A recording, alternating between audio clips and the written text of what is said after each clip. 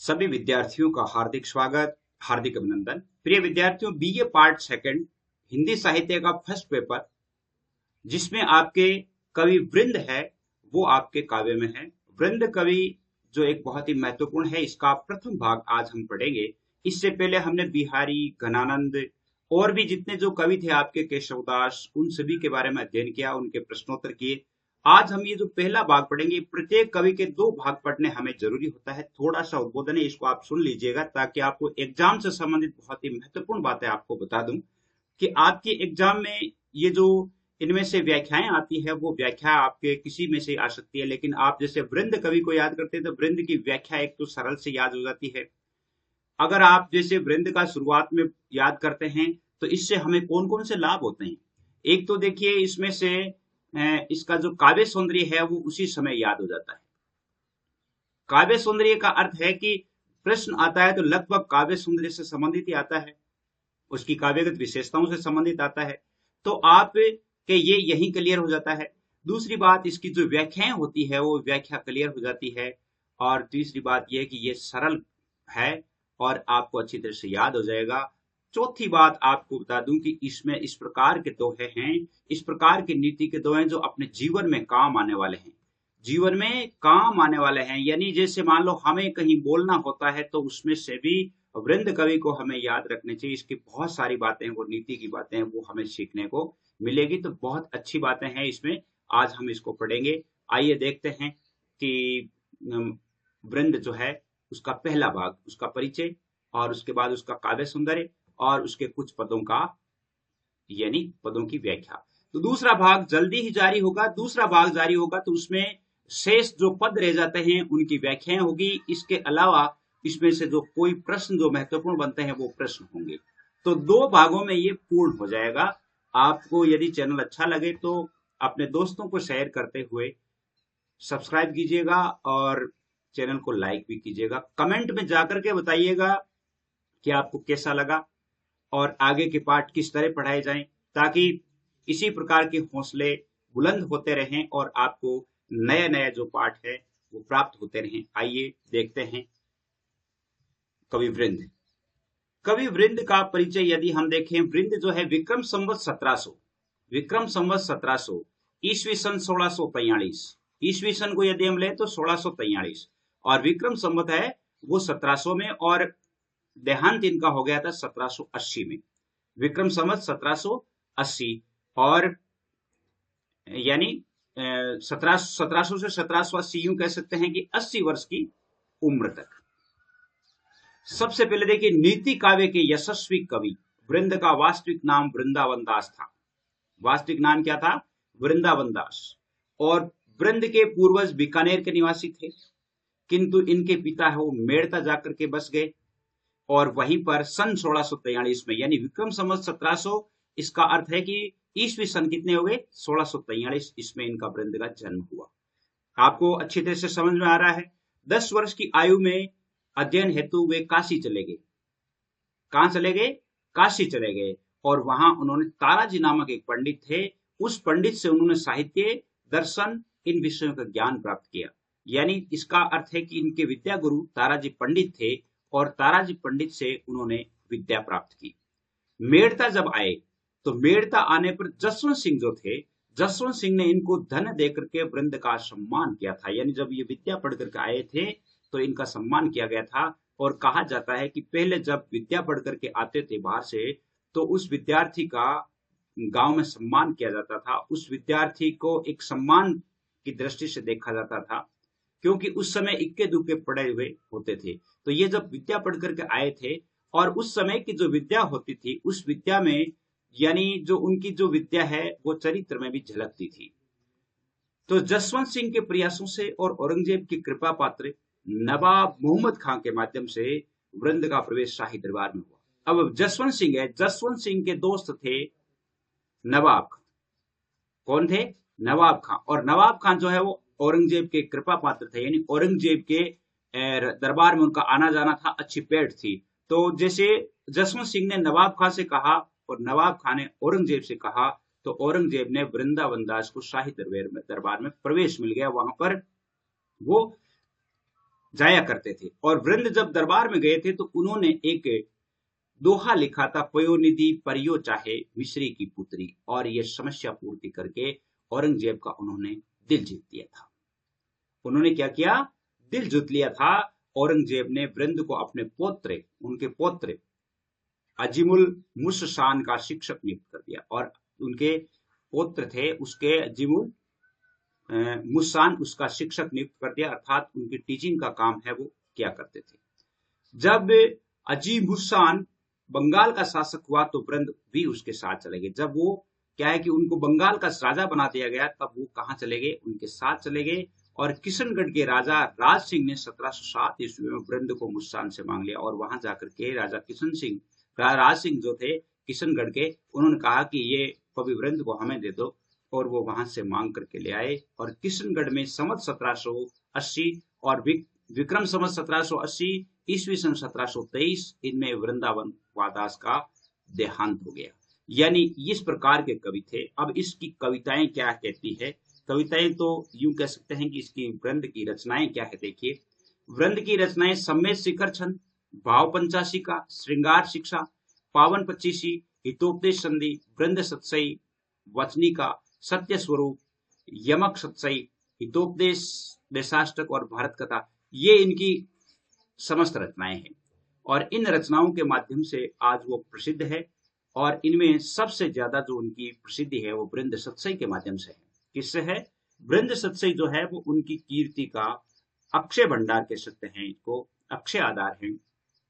वृंद ने जो समेत शिखर छंद की छपे छंद में जो रचना की थी, जिसमें 6 पद होते हैं, वो जैन संप्रदाय के प्रसिद्ध तीर्थ समेत शिखर का महात्म्य वर्णन है। समेत शिखर का महात्म्य वर्णन है। भाव पंचाशिका में श्रृंगार रस प्रदान 22 दोहे और 25 सवैये हैं। भाव पंचाशिका उसमें श्रृंगार रस के दोहे हैं, और वो कितने हैं? 25 सवैये लिखे हुए हैं उसमें, और 22 दोहे लिखे हुए हैं। श्रृंगार जो शिक्षा है, इसकी रचना वृंद ने औरंगजेब के वजीर नवाब मोहम्मद खान के पुत्र मिर्जा कादरी की पुत्री को पतिव्रत धर्म सिखाने के लिए की थी। अब देखिए, श्रृंगार शिक्षा जो इसकी रचना है, उन्होंने किस लिए की? इसकी रचना की औरंगजेब का जो वजीर था नवाब मोहम्मद, जिसके माध्यम से वो वहां पहुंचे थे, उनकी बेटी थी मिर्जा कादरी।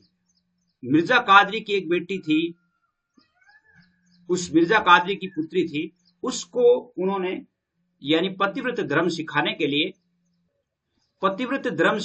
लिए उस प्रयोजन से उन्होंने उसे शिक्षा दी थी, और वो श्रृंगार शिक्षा के नाम से प्रसिद्ध हुई। और वृंद सत्सई, जिसके बारे में सभी जानते हैं, आज भी हम जानते हैं, और उनकी सर्वाधिक एक प्रसिद्ध रचना है। यह कृति नीति और साहित्य का श्रृंगार माना जाता है। नीति और साहित्य का श्रृंगार माना जाता है। तो एक तो हम इसको यदि हम लें तो यूं कह सकते हैं कि नीति की शिक्षाएं जो है उन्होंने अपने काव्य में दी थी। नीति की शिक्षाएं ये जो जितनी भी रचनाएं हैं वो लिख करके उन्होंने दी। दूसरी बात है, उनकी भाषा में अलंकार प्रियता भी थी, श्रृंगार के पद भी थे। तो इस प्रकार इनके काव्य सौंदर्य के पद है वो हमें दिखाई देते हैं। तीसरी यहां पर बात है कि मिश्र बंधुओं ने भी प्रताप विलास नामक एक रचना का उल्लेख किया। मिश्र बंधु जो थे, 3 भाई थे मिश्र बंधु, जिनको गणेश बिहारी और श्याम बिहारी और एक और थे घनश्याम बिहारी या कुछ नाम, जिनको मिश्र बंधु के नाम से जाना जाता है। उन्होंने एक साहित्यिक रचना लिखी थी, मिश्र बंधु विनोद, हिंदी साहित्य के इतिहास में। तो वो मिश्र बंधुओं ने भी प्रताप विलास नाम की रचना का उल्लेख किया है, और वो कहते हैं कि ये प्रताप विलास है वो किसके द्वारा लिखी हुई थी? वृंदावन दास के द्वारा लिखी हुई थी। लेकिन मोतीलाल मेनारिया जो है, डॉक्टर मोतीलाल मेनारिया,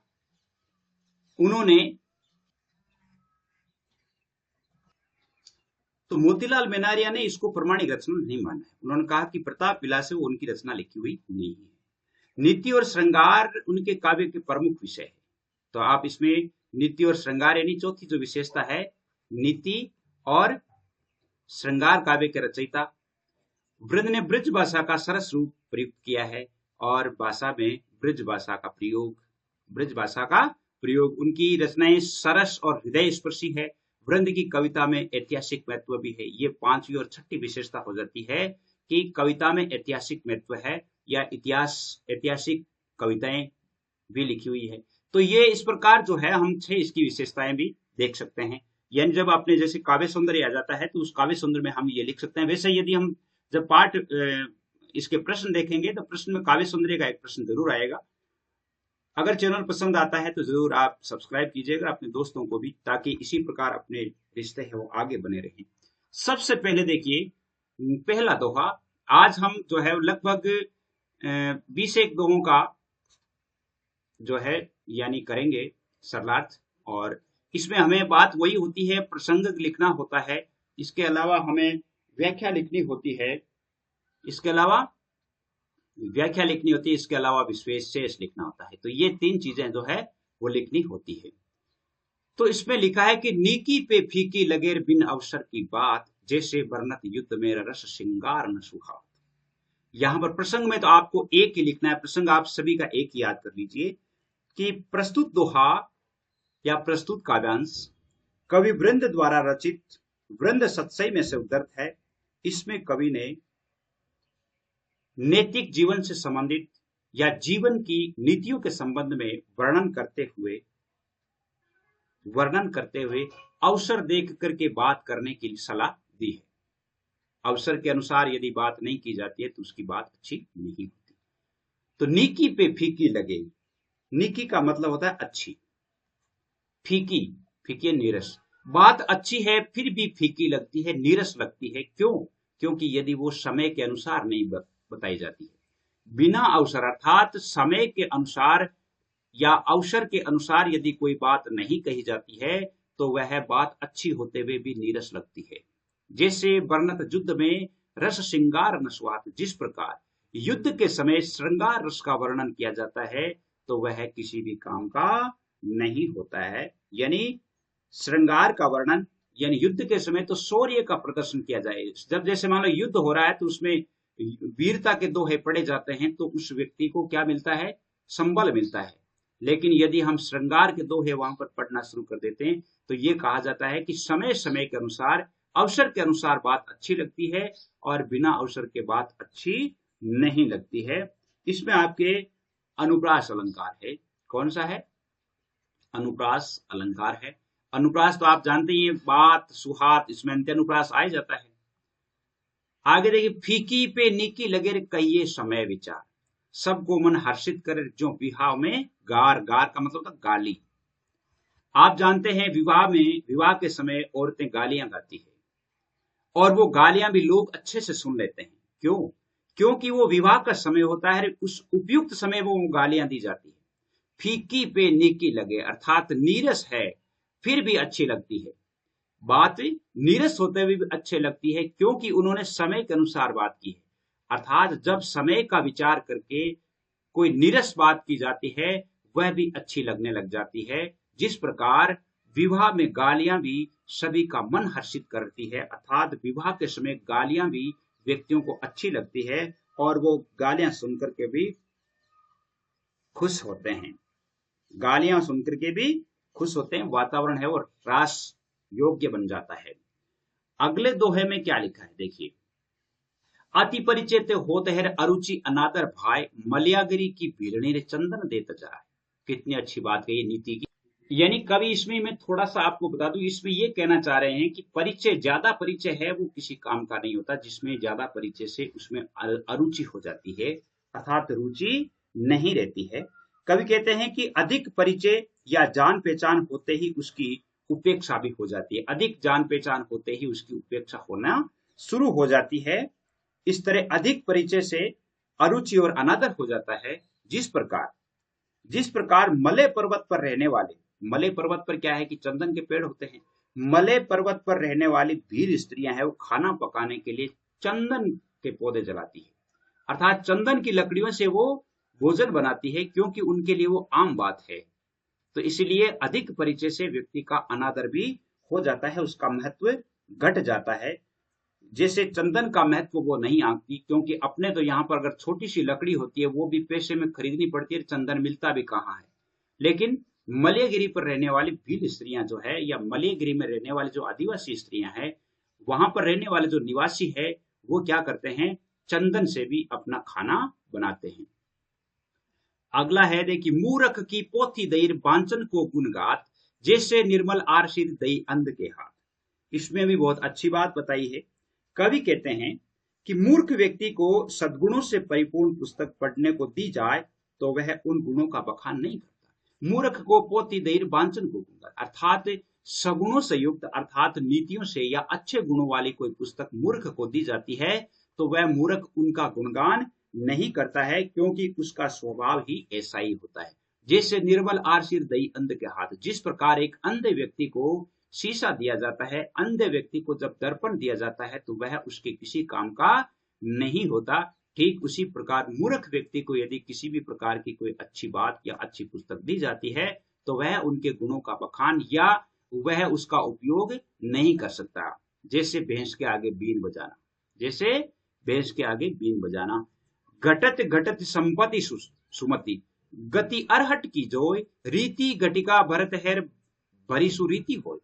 देखिए यहां भी अच्छी बात कही है।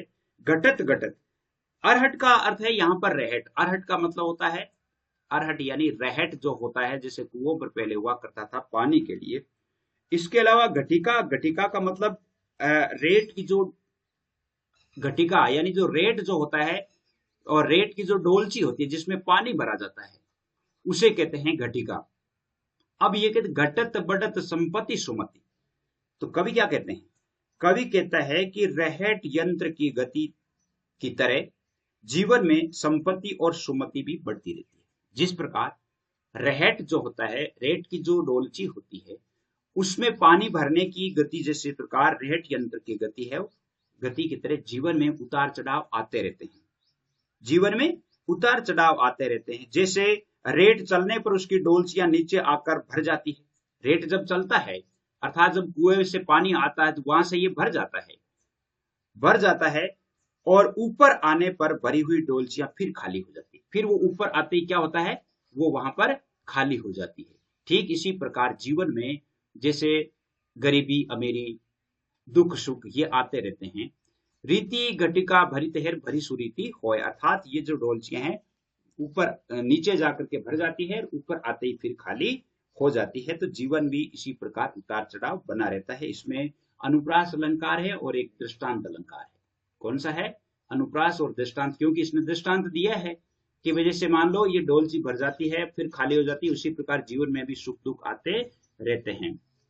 उत्तम जन की होड़कर नीचन होत रसाल, कोवा कैसे चल सके राजहंस की चाल। कितनी अच्छी बात कही है। अगर कोई व्यक्ति, नीच व्यक्ति उत्तम व्यक्ति की होड़ करके और वह उसकी तरह अपनी नीतियों से बनना चाहता है तो वह कभी नहीं बन सकता। नीचन होत रसाल, देखिए इसने कहा है कि कवि ये कहता है कि उत्तम जनों से प्रतिस्पर्धा रखने वाले व्यक्ति कभी भी सहृदय नहीं बन सकता, कभी भी रसाल नहीं हो सकता, अर्थात वह कभी भी आम्र नहीं हो सकता। रसाल तो आम को कहते हैं, अर्थात वो मीठा सुरस नहीं हो सकता। जिस प्रकार राजहंस चलता है वैसे ही लाख कोशिश करने पर भी कोवा नहीं चल सकता। जैसे हंस की चाल है वो कोवा नहीं चल सकता, ठीक उसी प्रकार नीच व्यक्ति भी अच्छे या सज्जन व्यक्ति से प्रतिस्पर्धा करके वह सज्जन कभी भी नहीं हो सकता। इसमें एक तो आपके अनुप्रास अलंकार है और अनुप्रास के अलावा इसमें दृष्टांत अलंकार, उपमा अलंकार भी है। कौन सा है? उपमा अलंकार भी है। कोवा कैसे चल सके राजहंस की चाल, यानी कोवा जैसे जिस प्रकार, यानी तो ये इसमें उपमा अलंकार भी है। जो पावे अति उच्च पदर ताको पतन निदान, जो तप तपि मध्यान्ह और अस्त होत भान। इसमें कवि क्या कहते हैं? कवि इसमें कहते हैं कि जो व्यक्ति जीवन में जितना उच्च पद को प्राप्त करता है उसका भी अंततः पतन होता है। जो पावे अति उच्च पदरता को पतन निदान, अर्थात जो अत्यंत उच्च पद पर चला जाता है फिर भी उसका भी अंततः पतन होता है, अर्थात उन्नति के बाद अवनति का फल अवश्य प्राप्त होता है। जिस प्रकार सूर्य दोपहर तक निरंतर तपता हुआ उत्कर्ष को प्राप्त कर लेता है, जिस प्रकार ज्यों तपि ताप मध्यान्ह लो, अर्थात जब तक सूर्य तपते तपते मध्यान्ह आते तक बहुत अधिक उच्चता प्राप्त कर लेता है, परंतु जो ही मध्यान्ह के बाद उसका अपकर्ष होना शुरू हो जाता है और वह जब तक अस्त हो जाता है तब तक तो पूर्णतः अपकर्ष हो जाता है। और उसी अपकर्ष के साथ वो है अस्त हो जाता है।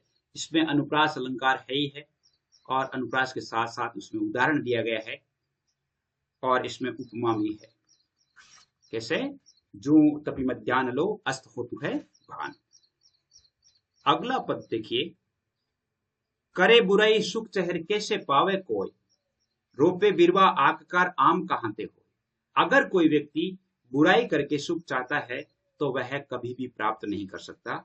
जिस प्रकार आक का पेड़ लगा करके और हम यदि आम प्राप्त करना चाहते हैं तो हमें आम कभी भी प्राप्त नहीं होने वाले हैं, ठीक वही बात है। अगर कोई व्यक्ति अनैतिक कार्यों से सुख प्राप्त करना चाहता है या अपनी विषम जो दुष्प्रवृत्तियां हैं उन दुष्प्रवृत्तियों के माध्यम से यदि सुख प्राप्त करना चाहता है तो वह कभी भी प्राप्त नहीं होने वाला है।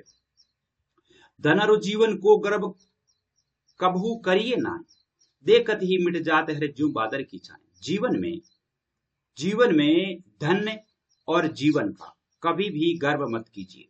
हमें कभी भी अपने धन और अपने शरीर पर या अपने जीवन पर कभी भी हमें गर्व नहीं होना चाहिए, क्योंकि जिस प्रकार बादलों की छां होती है वो देखते देखते मिट जाती है, ठीक उसी प्रकार अपना जीवन भी देखते देखते एक दिन नष्ट हो जाता है। एक दिन है वो यहां से चला जाता है। तो ठीक उसी प्रकार हमें जीवन में इस प्रकार का गर्व कभी भी नहीं करना चाहिए। ओछे नर के पेट में रहेन मोटी बात, आधे शेर के पात्र में कैसे शेर समात।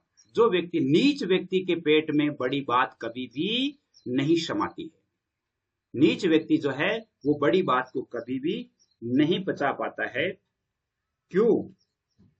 क्योंकि जिस प्रकार आधे शेर के पात्र में, अगर जो पात्र जिसमें आधा शेर या आधा किलो का जो पात्र होता है उसमें 1 किलो सामग्री है वो कभी भी नहीं समाती है, ठीक उसी प्रकार ओछे व्यक्ति को अगर कोई बड़ी बात हाथ लग जाती है तो वह उसके नहीं पचती है। अर्थात योग्य, यूं कह सकते हैं कि ओछे व्यक्ति के हृदय में महत्वपूर्ण और गोपनीय बात नहीं ठहर पाती है। अगर हम कोई गोपनीय बात उसे कह देते हैं तो वह उस बात को जब तक कहीं दूसरे को नहीं कहता तब तक क्या है कि वह व्यक्ति चैन से नहीं बैठ पाता, क्योंकि वो शेर आधे शेर का ही है। अर्थात उसमें आधा किलो आना चाहिए जबकि अपन ने उसमें 1 किलो डाल दिया, तो वो तो क्योंकि वापस रीता होगा कि नहीं, यानी वो तो वापस वहां से उसमें से निकलेगा कि नहीं। तो यही बात है। सरस्वती के भंडार की बड़ी अपूर्व बात, जो खर्चे त्यों बड़े, बिन खर्चे घट जात। सरस्वती मतलब सरस्वती विद्या। सरस्वती के भंडार की बड़ी अपूर्व बात, अर्थात सरस्वती है मां शारदे, तुम्हारा जो खजाना है यह अपूर्व है। अर्थात विद्या का भंडार एक अनोखी बात है। जितना हम इसे खर्च करते हैं उतना ही बढ़ता है, और जितना हम इसका संग्रह करते हैं उतना ही घट जाता है। इसको हम उदाहरण से समझ सकते हैं कि एक स्टूडेंट है, वह बहुत होशियार है और वह अपने पास वाले स्टूडेंट को समझाता है कि ले मैं आइए इसकी व्याख्या करके सुनाता हूं, ले मैं ये प्रश्न हल करके देता हूं, इसको हम ऐसे लिखेंगे। अगर आप उसे समझाएंगे तो वह जिसको हम समझा रहे वह स्टूडेंट सीखेगा या नहीं सीखेगा, लेकिन हम इतना सीख जाएंगे कि कभी नहीं भूलेंगे। अर्थात हम अपनी विद्या को जितना खर्च करते हैं ये उतनी बढ़ती है, जितना हम संग्रह कर, जैसे अपने पास कोई बात ज्ञान है और उस ज्ञान को हम नहीं बांटते हैं तो वो ज्ञान जो है धीरे धीरे हम भूलना शुरू हो जाते हैं। इसलिए विद्या जो ऐसी है, कहते हैं ना कि पान सड़े घोड़ा अड़ेर विद्या विसर्जा, को चेला कौं राय गुरुजी फेरी को। अर्थात जैसे पान सड़े, पत्ता जो होता है वो सड़ जाता है, घोड़ा जो है वो अड़ जाता है, और पान सड़े घोड़ा अड़ेर विद्या विसर्जाए, अर्थात विद्या जो होती है वो भी समय के अनुसार उसे नहीं फेरते हैं तो वो बिसर जाते हैं, हम भूल जाते हैं। और बाटी बड़े अंगार में, अर्थात अगर मान लो रोटी हो रही है और उस रोटी को यदि नहीं फेरते हैं तो रोटी भी जल जाती है। तो हम इन तीनों को फेरते रहना चाहिए। अगली बात लिखी है कि दान मान ओसर उमंगर अपनी अपनी बाण, छोटे छोटी गद कहीर मोटी माटी मान। देखिए इसमें एक अच्छी बात कही है।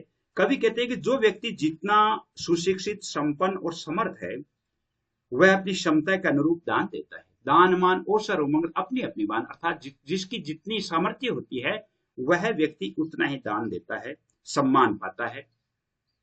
छोटे छोटी गत कहिर मोटे माटी मान, अर्थात जिस प्रकार छोटे लोग छोटी छोटी जरूरतों से संतुष्ट हो जाते हैं, तो बड़े लोग उन छोटी छोटी जरूरतों से संतुष्ट नहीं होकर के उनको मिट्टी के तुल्य मान करके निरर्थक मानते हैं। अर्थात वे लोग अपनी प्रतिष्ठा के अनुरूप बड़े कार्यों से ही संतुष्ट होते हैं। छोटी छोटी गत कही, अर्थात छोटे व्यक्ति छोटे छोटे कार्यों से संतुष्ट हो जाते हैं, लेकिन बड़े व्यक्तियों के लिए वह कार्य संतुष्ट होने योग्य नहीं होता, वह उसे मिट्टी के समान निरर्थक मानते हैं। तो बड़े व्यक्ति बड़े काम से संतुष्ट होते हैं और छोटे व्यक्ति है वो छोटे काम से संतुष्ट होते हैं। तो इसमें भी आपके अनुप्रास अलंकार है और इसमें व्यक्ति के भाव, विशेष भाव का चित्रण किया है, यानी व्यक्ति का जो स्वभाव है उसका चित्रण किया है। अगला है इसमें कि रहन कबहू दो खल एक सदन के मां, यानी एक सदन के मां एक म्यान में द्वे छुरी जैसे भावे ना। अब देखिए, खल खल का मतलब होता है दुष्ट। खल का अर्थ क्या होता है? दुष्ट कह सकते हैं इसको, मूर्ख कह सकते हैं। एक सदन, सदन का अर्थ होता है घर। दो दुष्ट एक घर में कभी नहीं रह सकते, यानी कवि कहते हैं कि एक ही घर में दो दुष्ट व्यक्ति एक साथ कभी भी नहीं रह सकते। जैसे एक म्यान में द्वे छुरी थी जैसे भावेना, जिस प्रकार एक ही म्यान में दो तलवारें नहीं रह सकती, ठीक उसी प्रकार दो दुष्ट व्यक्ति है वो एक साथ नहीं रह सकते, एक साथ नहीं रह सकते। यानी अपने जो लोकोक्त है ना, एक म्यान में दो तलवार नहीं होती, तो उसी का ये रूप है या उसी का विश्लेषण है। अगला देखिए, अगले में लिखा है कि गहन तत्व ज्ञानी पुरुष, गहत तत्व ज्ञानी पुरुष बात विचार विचार मथनी हार तजी छाछ को माखन लेते। गहत, गहत अर्थात ग्रहण करता है, ग्रहण करता है तत्व ज्ञानी पुरुष, बात विचार विचार अर्थात बातों का विचार कर करके, और जो ज्ञानी व्यक्ति होते हैं उनमें से जो सारांश तत्व होता है उसको ग्रहण कर लेते हैं। मथनी हार तजी छाछ को, अर्थात छाछ को मथने वाली, मथनी हार अर्थात छाछ बिलोने वाली, छाछ बिलोने वाली छाछ को छोड़ देती है और मक्खन निकाल लेती है। दूध को बिलोते समय, दही को जब बिलोया जाता है तो बिलोने पर वो दही बिलोने वाली छाछ को छोड़ करके और मक्खन निकाल लेती है। ठीक उसी प्रकार तत्व ज्ञानी जो व्यक्ति होते हैं वो क्या करते हैं? तत्व को ग्रहण कर लेते हैं। छाछ को बिलोने वाला पहले तो खूब दही मथता है, तब छाछ को छोड़ करके और केवल जो मक्खन होता है उस मक्खन को निकाल लेते हैं। देखिए, ये बहुत अच्छी बात है कि हमें जो व्यक्ति होते हैं, अच्छे व्यक्ति होते हैं, वो क्या है कि छोटी सी बात में से, यानी बात बात में से भी अच्छी बात को ग्रहण कर लेते हैं। हम जैसे कोई फिल्म देखते हैं, सीरियल देखते हैं या कोई कहानी पढ़ते हैं, उस कहानी में से अच्छी बात कौन सी है, वो अच्छी बात हमें ग्रहण कर लेनी चाहिए। आगे लिखा है कि विद्या लक्ष्मी पुरुष पर होयन इक ठाए, होय नहीं इक ठाए, नाहिन सुख द्वेष शीति में और पिय पे एक ही जाए। देखिए, विद्या लक्ष्मी पुरुष पे, विद्या का, लक्ष्मी का अर्थ लक्ष्मी मानते ही हैं, विद्या का अर्थ सरस्वती मानते हैं। एक ठाए का अर्थ एक स्थान, ठाए का अर्थ है स्थान। नहीं सुख द्वेष शीति में और पिय पे एक ही जाए। कवि क्या कहते हैं? कवि कहते हैं कि एक व्यक्ति के पास एक समय में विद्या और लक्ष्मी नहीं रहती। विद्या और लक्ष्मी यानी धन और विद्या जो है वो दोनों एक समय में नहीं रहते। इसका भाव ये कि सरस्वती और लक्ष्मी है वो परस्पर ईर्ष्या भाव में रहते हैं। इसका कारण क्या है कि जिसके पास सरस्वती होती है उसके पास लक्ष्मी नहीं रहेगी, और जिसके पास लक्ष्मी है उसके पास सरस्वती नहीं रहती है। ये एक अर्थात अपना एक स्वभाव है, अर्थात अपना एक भाव है। क्यों? कवि कहता है कि जैसे एक प्रियतम के पास एक साथ दो पत्नियां सुख विलास नहीं कर सकती, नाहिन सुख द्वेष शीति में पिय पे एक है। जिस प्रकार एक पति के पास दो पत्नियां नहीं रह सकती, अर्थात वो सुख विलास नहीं कर सकती, ठीक उसी प्रकार विद्या और लक्ष्मी भी एक जगह रहना उचित नहीं समझती है। सोतिया डाक के कारण, जो स्त्रियों में सोतिया डाक होता है, उसी के कारण क्या है कि वो एक जगह नहीं रह पाती। तो विद्या और लक्ष्मी दोनों एक जगह रहना पसंद नहीं करती है। जो जैसे तेसिए करिए नीति प्रकाश, काट कठिन भेदे भ्रमर मृदु अरविंद निवास। देखिए बहुत अच्छी बात कही है कि जो जैसे तेसिए करिए नीति प्रकाश, यानी जो हमें जैसा व्यक्ति है उसके साथ वैसा ही आचरण करो। जो जैसे तैसे करिए नीति प्रकाश, साथ जो व्यक्ति जैसा है उसके पास उसके साथ वैसा ही व्यवहार करो, जैसा देश वैसा भेष। क्यों? जिस प्रकार एक भंवरा काट की कोर में छेद कर देता है। काट कठिन भेदे भ्रमर, अर्थात भंवरा जो होता है वह काट को भेद करके उसमें छेद कर देता है। लेकिन वही भ्रमर जो है, क्योंकि काट उसके साथ कठिनता का व्यवहार करती है, लेकिन वही भ्रमर जो है वो अरविंद जो होता है, अर्थात जो फूल होता है, कमल का फूल होता है, उस कमल के फूल की कोमल प्रकृति और उसके स्वभाव को जान करके और वह रात्रि भर उसमें बंद रह जाता है, अर्थात उसके अंदर निवास करता है। इस तरह भंवरा जो काठ और कमल के साथ प्रकृति के अनुरूप व्यवहार करता है। तो यूं कह सकते हैं कि हम प्रकृति के अनुरूप हमें व्यवहार करना चाहिए। जिस प्रकार भ्रमर जो है वो काठ को भेद करके छेद कर देता है, लेकिन वह कमल के पुष्प में रात्रि भर निवास करता है, कमल के पुष्प में वह बंद रहता है। इसमें उदाहरण अलंकार हैं। कहां बड़े छोटे कहां, जे हित ते चित लाग, हरि भोजन किए विदर घर, दुर्योधन को त्याग। देखो कितनी अच्छी बात कही है। कवि कहते हैं कि चाहे कोई छोटा हो या बड़ा हो, इससे क्या होता है, क्योंकि जहां या जिस व्यक्ति से अपना भला होता है वहां उसे अपना अच्छा ही लगता है।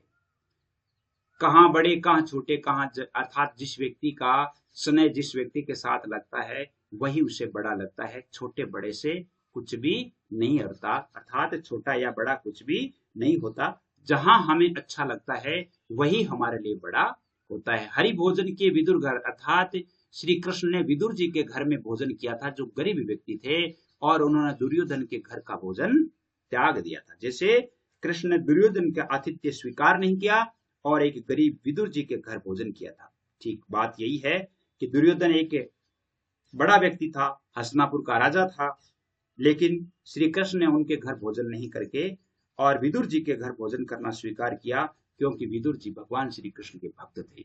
तो यूं कहते हैं कि जो हमें अच्छा लगता है, अर्थात हमारे व्यवहार के अनुकूल होता है और जो हमारे लिए एक अच्छा सिद्ध होता है, उसी व्यक्ति के साथ हमारा स्नेह होता है।